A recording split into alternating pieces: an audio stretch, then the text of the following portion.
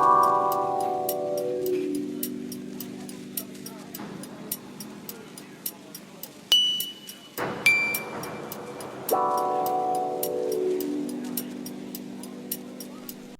there students, welcome back to this video series. This is your instructor Dhruvi Bhatt, and today we would be talking about one of the most important topics of written communication, which is report writing. Every one of you would have come across reports of different types. A nurse reporting the behavior of the patient to the doctor, or you reporting what you did for the entire day to your parents. Though it's an oral and informal report, we here would be talking about the types of report which are used in businesses, which are used in offices. Starting with the first things first, let us try to understand that what exactly is meant by a report. What is a report? Report is a document which is based on facts, analysis and tangible observations, which is documented for future use. So it is a tangible document consisting of different types of data, analysis and information which can be useful for the organization at a later period of time. Reports are very important. Let us try to see that why these reports are important. Reports are important as they form the basic source of data. Let us understand each and every importance in detail. Firstly, report is important because it is the only tangible product of a professional. Whether you are a doctor, an engineer or whichever profession you are in, the only tangible product of your ongoings is a report. Secondly, it enables decision making and problem solving in organizations. Decision making is very difficult if you do not have enough data at your hand. Reports would help you in this decision making process by providing you with data, with information and with objective analysis. Thirdly, reports are important because they help the authorities for planning their new ventures or evaluating the requirement for men and material. If you are thinking of investing in a new venture, obviously you would need to do some background study, you would need to do some amount of pre-study before entering into the new venture. You can make a report of various pros and cons and listings before exploring new options, before getting into detail of the new options, and reports would help you to decide correctly whether or not your new venture would be profitable. It gives you the mathematical calculations, the analytics and different things, all those which you want to know about the new ventures. It provides you enough amount of information which is disseminated within or outside of the organization. Various annual reports, various employee reports, all these different things would be provided to you in form of a report. You can get to know that how much progress you did from the last year from different annual reports. You can get to know that what are different types of technologies being used in different departments, what are different strategies being used in different departments of your organizations, etc. Reports are a huge lot of source of information and they are used in different perspectives in organizations. What more is it important for? It is important because it serves as a measure of growth, progress or success of an organization. Obviously students, whether or not the organization has reached the level where it had planned to, that can be known properly from a report. You can just compare the two reports, annual report of 2019 and annual report of 2020. You can compare these reports to get the analysis of whether or not the organization has succeeded. What more? It is a very valuable repository of information. Reports store information for a long amount of time, and that is why they are important, right? Because they can be referred to at a later time very easily, very nicely. That is why they form a very valuable repository of information. Also, they reveal gaps in thinking. From the report, you can understand that whether whatever is thought by the writer of the report is correct or not. It is in proper sequence or not. Is there some data which is missing? You can identify and find that data. You can bridge that gap if you have some return proof in form of reports. So they reveal the gaps and you can identify them and fill them. Lastly, students, not only for the organizations, reports are very good and very knowledge imparting even to the writer of the reports. It improves the skills of these writers, it improves the efficiency of these writers, it makes sure that writers become more analytical and more thoughtful. So reports are an important document here which should be utilized very thoughtfully in organizations. Moving on, students, let us try to understand that what are different objectives for which a report is written. A report can be written for different objectives: for identifying the financial records of the organization, for writing down the various results of any research, for mentioning what are the laboratory results of any type of experiments which are being done, for identifying different schedules, for detailing different types of schedules, different works, different timetables, etc. To identify what work is done by whom, to identify how much progress the company is making, to document various types of tasks, various types of ongoings, various types of workings of the organization. Reports are useful in many varied perspectives and they form a permanent document of record. So, reports are very necessary. Let us see some of the characteristics of a report. Starting with, yes, reports must have huge amount of illustrations. Okay, it must contain data or illustrations which are very useful. Secondly, reports must have a specific format which must be followed.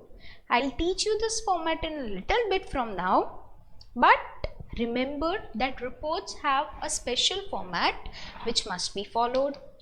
One more characteristic is that report must be very precise. They must be very accurate because it is the data which is to be stored for a long amount of time. That is why they must be very precise. Along with being precise, they must be very brief. Yes, you need to include the information which is required, but do not make it too long. Otherwise, no one would read the report. What is the use of it? That is why try to achieve brevity as much as possible. It must be homogeneous in nature. The entire report must be talking about the same topic, must be talking in the same direction, must be talking about the same research, or must be talking about the same observation, or must be talking about the same conclusion. The report must not be heterogeneous in nature. It must coincide. Okay, it must be free from any grammatical errors. So, it must be grammatically very accurate to make sure that it can be understood properly. One more thing, it must contain factual details. Report must be based only on facts. It must not be based on any absurd data or unrealistic data. It must be based only on facts. It must be reader oriented. You must keep into mind the reader of the report before formulating the report, because obviously making a report for a layman would be very different from making a report for a technical person. Making a report for your student would be very different from making a report for your boss. So there are huge deal of things which you need to take care of. Keep the reader in mind before you make that report. Make sure that your report has enough amount of clarity. It must clearly state what the requirement is. Here, yes, there is a fight between clarity and brevity. It should include what is important. It must not miss out any point, but it must not elongate the point for too long. You are here required to maintain quite a balance. Reports must also be relevant. Do not indulge inside the report the non-relevant topics. As I already told you, the entire report must be talking about the same topic, the similar observations and the similar conclusion. When you reach to the conclusion, it must be effective, it must be understandable. Do not include non-relevant things inside the report. Make sure that the report has objectivity of the recommendations that you are giving. Obviously, if the recommendations are biased and does not have objectivity, then reports would be not useful. It would be a biased report. Biased reports are not very good reports, they are inefficient reports. So make sure that if you give any recommendations for future use of the report, make sure that they are very objective and very analytical in nature. One more thing, students, make sure that the report has very simple and unambiguous language. As I already told you, make it clear and understandable. Do not use too heavy jargons or too difficult terms, and make sure that report is documented very properly. It follows the perfect format and it is saved at a place where you can use it in future very appropriately. So all these are the characteristics of report which you must follow when you are writing a report.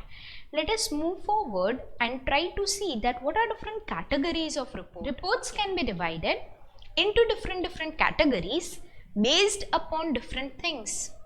We will see these bases and these categories in details right now. Starting with, firstly, reports can be divided based on the purpose which they will serve. There are two types of reports based on the purpose. One is informative report, second is analytical report. Informative reports are the reports which give out some information. As the name suggests, they just impart information about a particular topic, about whatever the scenario is in the businesses. For example, a report on current sales strategy. For example, a report on company's growth from 2008 to 2020. For example, a report on the employee involvement in different processes in the organization. All these are the informative reports which just impart information. On the second hand, analytical reports try to analyze a point. They try to analyze different aspects of different things inside the organization. For example, analysis of less employee involvement in the organization, analysis of reasons for less employee involvement in the organization, or analysis of reasons for the success of organization from 2008 to 2020. These are analytical reports where you will compare the figures. In informative reports, you will just give out the information, while in analytical reports, you will compare the figures at hand and you will try to provide a report which is analytical in nature, which tries to identify a root cause of some failure or some success or something else as the organization demands. So, depending on the purpose, what purpose the report serves, report can be informative report or analytical report.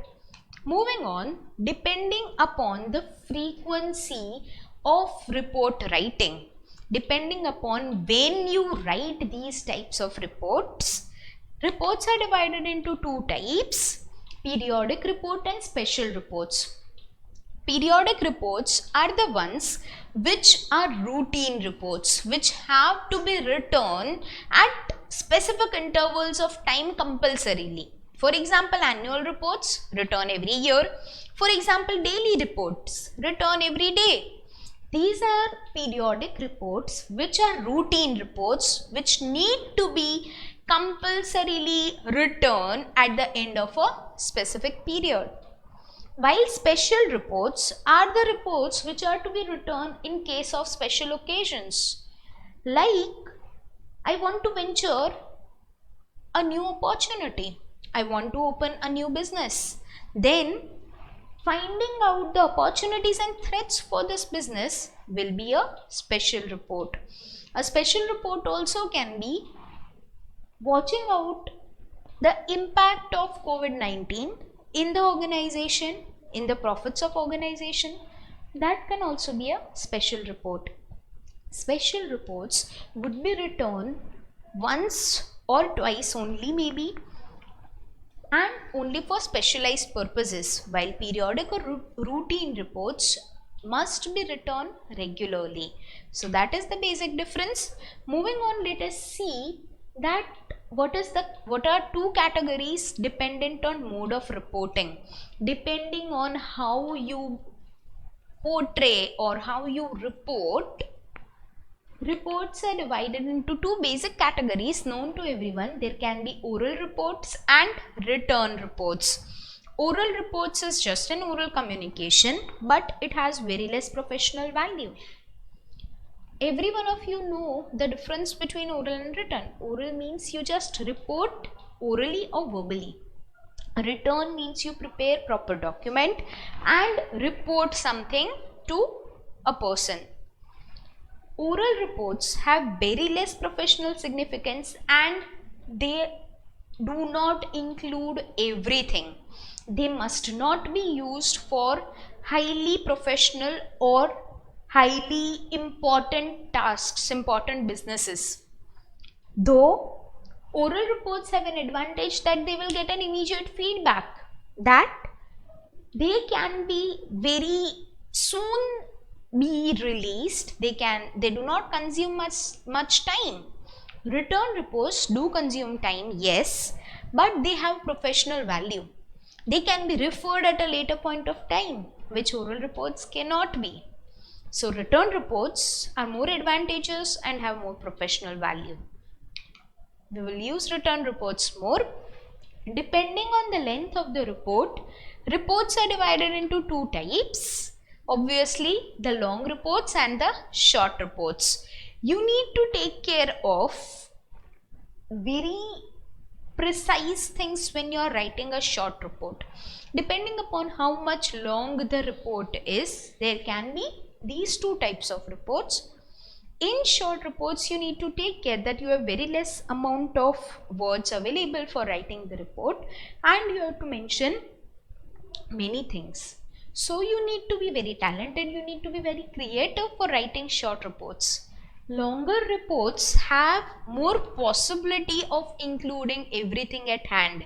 So they are easier to be completed, they are easier to include more information and more detailed information. While in short reports, it is difficult to include all the informations, but that is what the gist is, that is what the requirement is here. Short reports will be used for the scenarios where the authority who is taking up the report or the authority for whom the report is made do not have much time to spare. That is why you just want to give out a brief report, you just want to brief them out about the ongoings. For example, before an operation, before an emergency operation, a nurse just briefs out the doctor orally. That is a short report.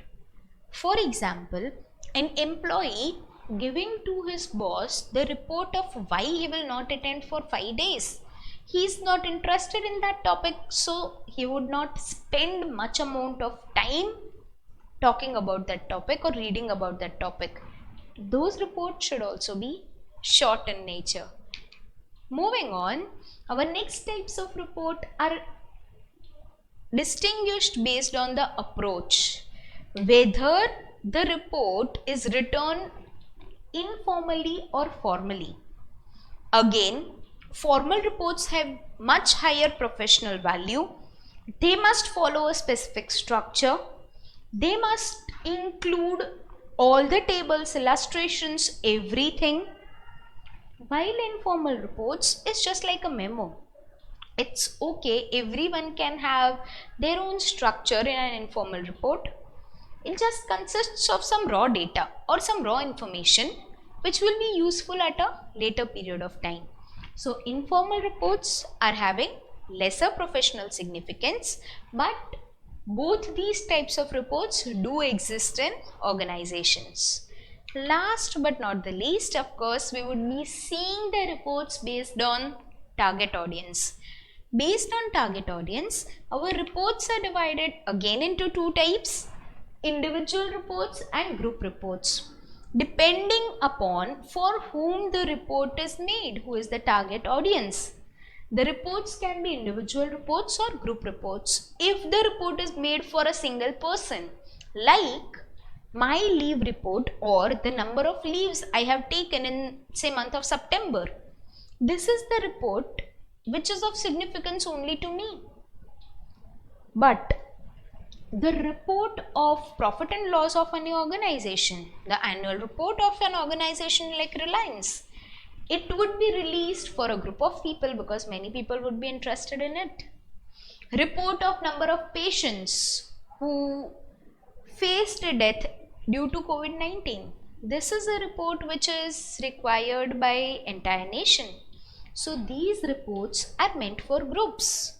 But performance of a particular individual or performance of a particular employee in the organization, that might be of interest only to the boss. So individual reports are made for a single person, while group reports are made for multiple people. That was all about the categories of reports, students. Let us move further, and as I promised you, let us understand that what are different formats of report. First of which is manuscript format. This is the most lengthy format, and this is the format in which you will make all your reports in your student life. So we will study this format in much more detail in the next lecture. For now, understand that this is a very detailed report, a very long report. It consists of many different elements like appendix, like glossary, like index, etc., like table of contents. All these elements must be included in a specific sequence, in a specific structure, in manuscript format. We would understand the structure of this format in our next video. Moving to the next type of format, this is a memo format. In this format, a report must consist of headings. It must consist of a title, as you can see. It may or may not have any inside address. Okay, here the inside address is written and at the end the signature is also written. These two elements are optional. Within the report, within the body of the report, you have different headings and the data or the text which is detailing of that heading. Subject of the report must be written. So this is the memo format. Let us move forward and try to understand the next format, which is letter format. It contains all the basic elements which are there inside the letter, but apart from that, it consists of some more elements like title or subject of the report, like some footnotes, like some tables or illustrations. All these things might not exist in a normal business letter, but in the report in the letter format, these elements are mandatory. Moving on towards the last format, which is a pre-printed format. When you have to give a periodic report, there is a form with blanks which is pre-filled, which you just have to fill in the gaps at a specific interval. For example, an inspection report. For example, a daily report of employee performance. For example, the report where you are trying to analyze a particular object on daily basis. All these types of reports are in pre-printed form, where a form is already given and you just need to fill in the gaps each day. Whether or not a person has cleaned the washroom today, that can also be a pre-printed report. All these types of reports where you need to do inspection or which you need to submit on routine basis, these reports are better given in pre-printed form, because you need to give the same details again and again. No use writing them again and again. That was all from my side for today, students. We would be continuing with report in our next lecture. Until then, this is Dhruvi signing off. Bye until next time.